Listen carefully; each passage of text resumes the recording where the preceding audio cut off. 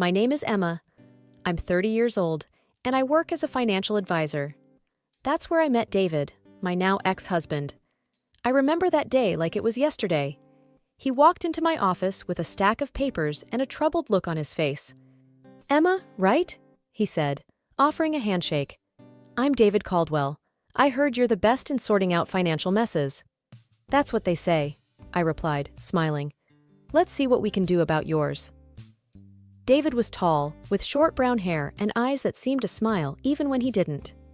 As I sifted through his documents, we started talking. It wasn't just about numbers and taxes. We talked about our favorite movies, music, and even debated over the best pizza in town. He had this easy way about him that made hours feel like minutes. "You know, I never thought sorting my finances would be this enjoyable," David admitted as we wrapped up. "Guess I have a magic touch," I joked. David laughed. "Would you like to grab a coffee sometime?" My treat, for making this not as painful as I expected. That coffee turned into dinner, and dinners turned into weekend getaways. We were inseparable. After 6 months, David proposed, and without a moment's hesitation, I said yes. It was a whirlwind romance, but it felt right. Our wedding was simple yet beautiful. Standing there, exchanging vows, I thought I had found my forever. David's mom, Barbara, was there too. She was a stern-looking woman, but seemed happy for us. "You better give me grandkids soon," she whispered to me with a half-smile. Life as a married couple was blissful at first. David worked in real estate, and I continued at my firm. We shared dinners, movie nights, and long walks.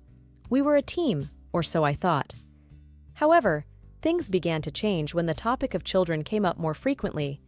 It started with occasional remarks from Barbara, but soon became her constant demand.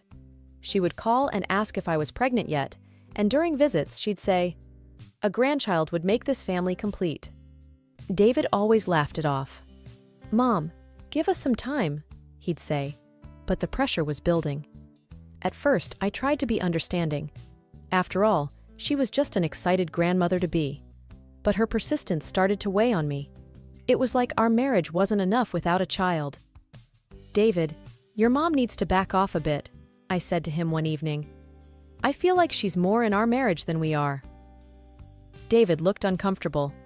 "She's just excited, Emma. Let's not make a big deal out of it." As time went on, Barbara's influence in our life became more and more evident. It wasn't just about her constant nagging for grandchildren. She had opinions about everything, from how we should manage our finances to what we should eat. One Saturday morning, David and I were enjoying breakfast when his phone rang. It was Barbara. David put it on speaker, as he usually did. "David, dear, are you both eating healthy? Remember, a healthy diet is important for conceiving," she said in her usual authoritative tone. David chuckled. "Yes, Mom, we're eating healthy. Don't worry." I forced a smile, but inside I was screaming. It felt like she was monitoring our every move. Things got more intense when Barbara started visiting us more frequently. One evening, she came over unannounced, carrying a stack of parenting books. "Emma, you should start reading these. It's never too early to prepare," she said, dumping the books on the coffee table. I glanced at David, hoping he would say something, but he just shrugged. "Thanks, Barbara. We'll look into them," I said, trying to sound grateful. Her visits became a regular occurrence. It was like she was keeping tabs on us, making sure we were doing everything right to have a child. And every time she brought up the topic, David would just nod and agree with her. One night, after another of Barbara's visits, I couldn't hold it in anymore. "David, we need to talk," I said, frustration evident in my voice. "What's up?" he asked, not looking up from the TV. "It's your mom. She's suffocating us with this baby talk. We barely have time to be a couple without her interference," I said. David finally looked at me. "She's just excited, Emma. She means well." "Excited or obsessed?" I countered. "It feels like she's the third person in our marriage." David sighed. "She's my mom. What do you want me to do? Tell her to stop caring?" "It's not about caring, David. It's about respecting our space, our decisions. Can't you see that?" David didn't respond. He just turned back to the TV, and that was the end of our conversation. But it wasn't the end of the issue. If anything, it only got worse. Barbara's visits became more frequent and her comments more intrusive. "You two should go on a vacation. Just relax. It'll help with conception," she suggested one day. "Maybe Emma should quit her job, reduce the stress," she said on another occasion. It felt like she was dictating our life, and David was letting her. I started feeling like a stranger in my own marriage. The love and understanding that had once bonded David and me seemed to be slipping away, lost in the shadow of Barbara's overbearing presence. The constant pressure about having a baby started to take its toll on both of us. David and I were arguing more often, and the romance that once filled our home seemed to have evaporated. Still, amidst all this, I held on to the hope that things would get better, that we'd find our way back to each other. But then came the day that changed everything. David came home late one evening, looking more downcast than usual. I was in the kitchen, trying to fix us a quick dinner. "David, is everything okay?" I asked, concerned. He slumped into a chair at the kitchen table, burying his face in his hands. "We need to talk, Emma." That tone in his voice sent a chill down my spine. I sat across from him, my heart pounding. "It's about us. Trying to have a baby," he started, not meeting my eyes. "What about it?"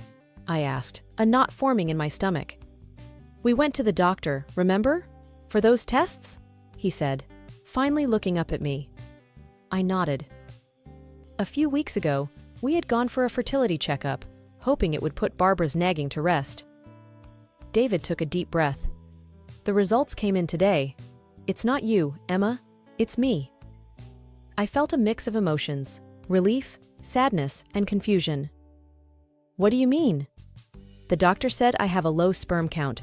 It's unlikely that I can father a child," he said, his voice breaking. I reached for his hand, trying to offer some comfort. "David, it's okay. We can figure this out together.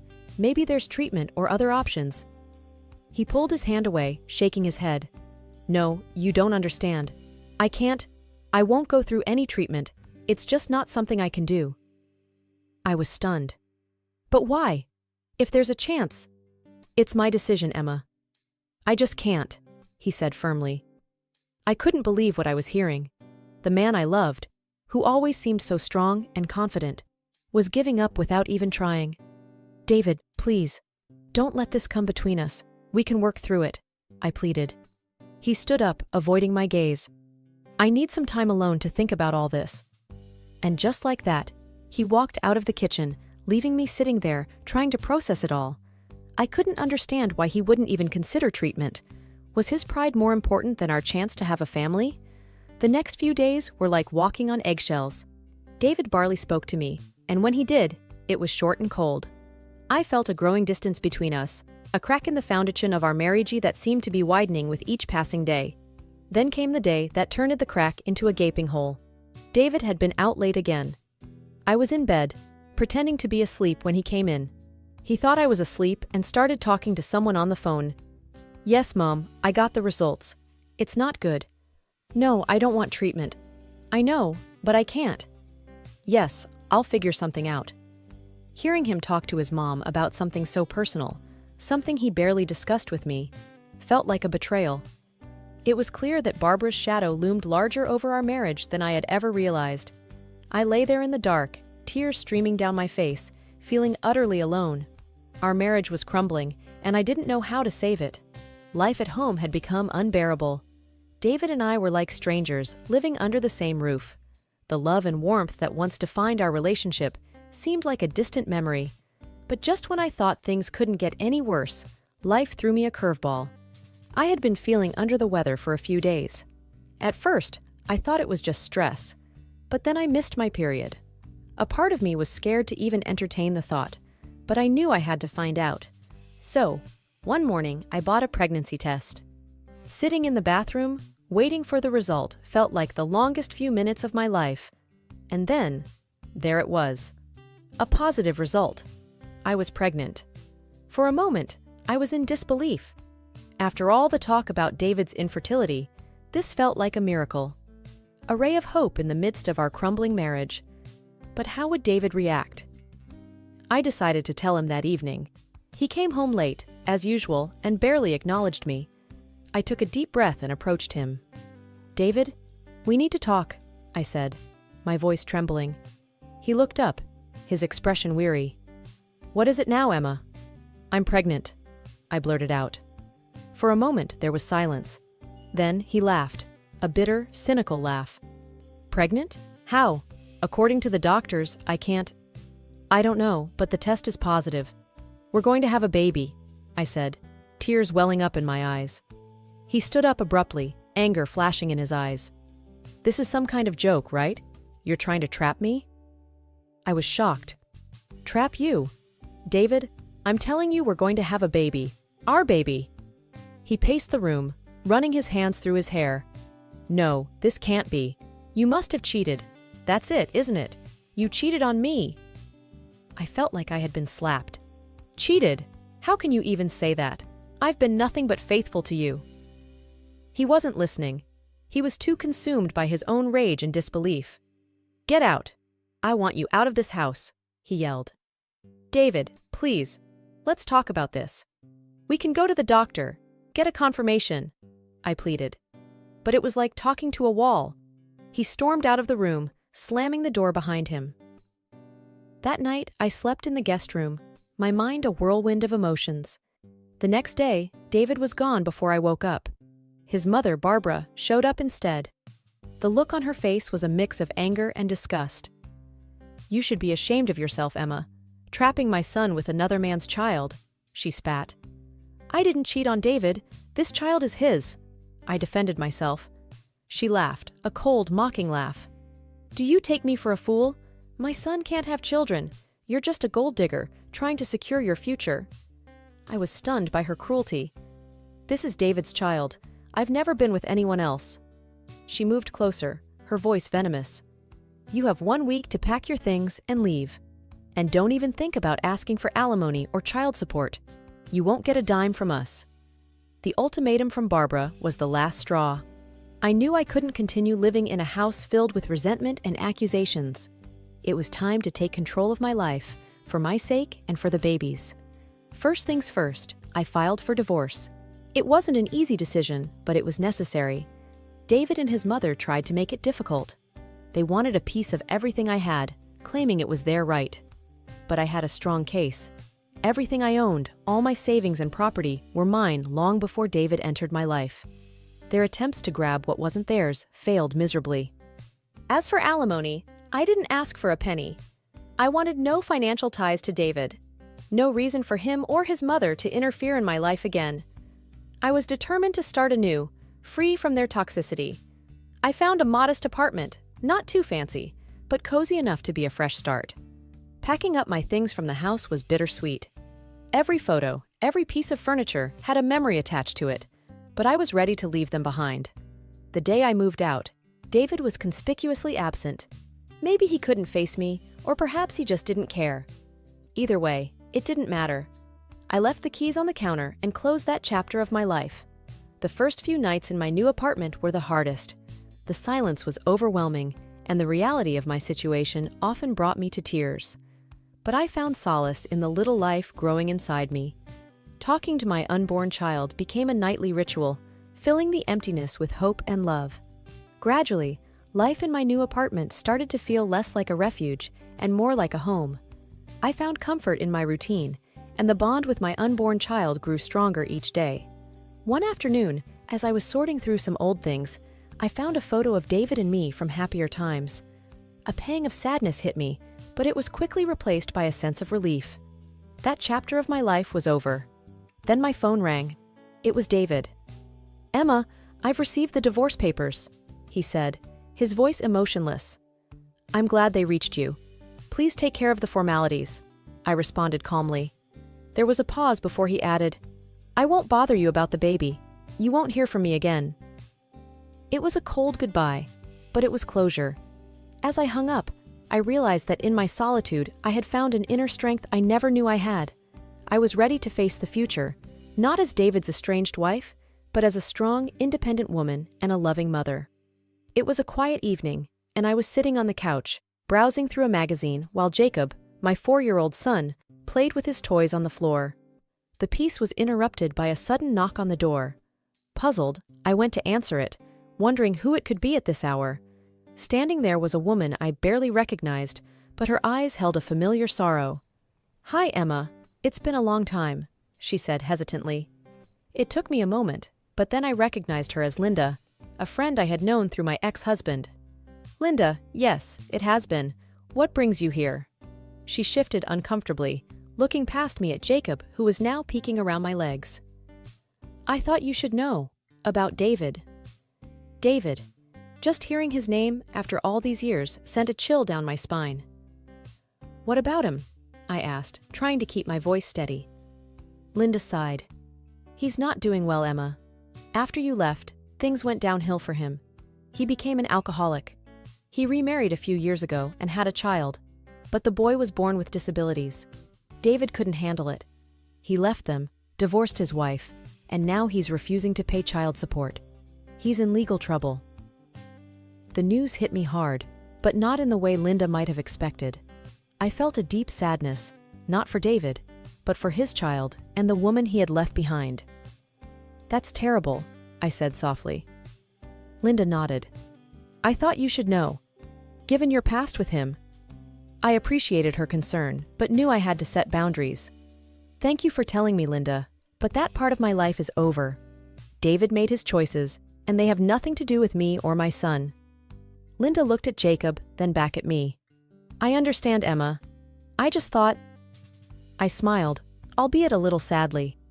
"I appreciate it, Linda, but my focus is on Jacob and our life now. What David does or doesn't do isn't my concern anymore." She nodded, seemingly understanding. "I hope you and Jacob are happy, Emma. You both deserve it." "Thank you, we are." I glanced at Jacob, who was now fully engrossed in his toys again. "And I intend to keep it that way." After Linda left, I closed the door and leaned against it for a moment, taking deep breaths. The past had a way of sneaking up on you, but I was determined not to let it overshadow the life I had built for myself and my son. The park was vibrant that day, with laughter and the sounds of children playing. I was there with Jacob, my heart swelling with pride as I watched him run around. Then, a familiar, unwelcome voice sliced through the air. "Emma, is that you?" I turned, my heart sinking. Barbara, my former mother-in-law, was approaching, her eyes fixed on Jacob. "Barbara?" I said coolly. "What are you doing here?" Ignoring my tone, her gaze was locked on Jacob. "He's grown so much. He's your son, right?" "Yes, this is Jacob," I answered, moving subtly to stand between her and my son. Barbara's eyes sparkled with a disturbing kind of eagerness. "I was hoping to see him. After all, he's my grandson." I felt a wave of anger. "And why would you want to see him?" "Well, you know, my other grandson." She trailed off, her face twisting. "He's not... well, he's sick. It's just not the same. I want to be part of a healthy grandchild's life." Her words struck me like a slap. The contempt in her voice for her own grandchild was appalling. "Barbara," I said, my voice steely, "you have no right to be part of Jacob's life. Not after everything that happened." "But Emma, that was all David's doing," she protested. I shook my head. "You supported him. You turned against me when I was carrying your grandchild. And now you speak with such disgust about your other grandson just because he's sick. That's unforgivable." Barbara's face reddened. "You can't keep me away from my grandson." "I can, and I will," I declared firmly. "Jacob doesn't need someone in his life who values people based on their health. He will not be part of your twisted view of family." She looked like she was about to argue, but I cut her off. "This conversation is over. Stay away from us, Barbara. Your presence is neither wanted nor welcomed." I took Jacob's hand and walked away, leaving Barbara standing alone, her face a mix of anger and disbelief. As we walked, Jacob looked up at me, his innocent eyes filled with questions. "Mommy, who was that lady?" "That was someone we used to know, sweetheart," I replied gently, "but she's not part of our lives anymore." Sitting on the porch, watching the sunset paint the sky with warm colors, I felt a sense of peace I hadn't known in years. Jacob was inside, his laughter echoing as he played. Life had settled into a calm rhythm, the storms of the past now distant memories. "Mom, look what I made." Jacob's voice pulled me back from my thoughts. He came running out, holding a drawing in his hands. It was a picture of the two of us, smiling under a big, bright sun. "It's beautiful, Jacob," I said, pulling him into a hug. "You're quite the artist." He beamed with pride. "I want to put it on the fridge." "Let's do that," I smiled, following him inside. As we walked, I thought about how far we'd come. There was a time when the weight of the past felt crushing, but now it seemed like a distant echo. Later that evening, after Jacob was asleep, I sat down with a cup of tea, reflecting on everything. The phone rang, disrupting the quiet. I hesitated but decided to answer it. "Hello?" It was my sister Anna. "Hey Emma, I just wanted to check in. How are you and Jacob doing?" "We're doing well, Anna. Jacob's growing up so fast," I replied, a smile in my voice. "I heard about your run-in with Barbara." "Are you okay?" she asked, concern lacing her words. I sighed. "Yeah, it was unexpected, but I'm okay. It's just a reminder of the past." "I know it's tough, but you've come so far, Emma. You're strong, and you've built a wonderful life for you and Jacob," she said encouragingly. Her words warmed my heart. "Thanks, Anna. It means a lot." We talked for a while longer, about small things, everyday life. It was comforting, this connection with my sister, a reminder of the support system I had. After hanging up, I went to the living room where Jacob's drawing was displayed on the fridge. Looking at it, I realized how much we had both grown. The pain and anger of the past had faded, leaving room for healing and new beginnings. I walked to Jacob's room, watching him sleep peacefully. Leaning down, I kissed his forehead gently. "Good night, my little artist," I whispered. Back on the porch, I gazed at the stars emerging in the night sky. The echoes of the past were fading, their hold on me loosening. In their place was hope, a quiet strength, and the unconditional love between a mother and her son.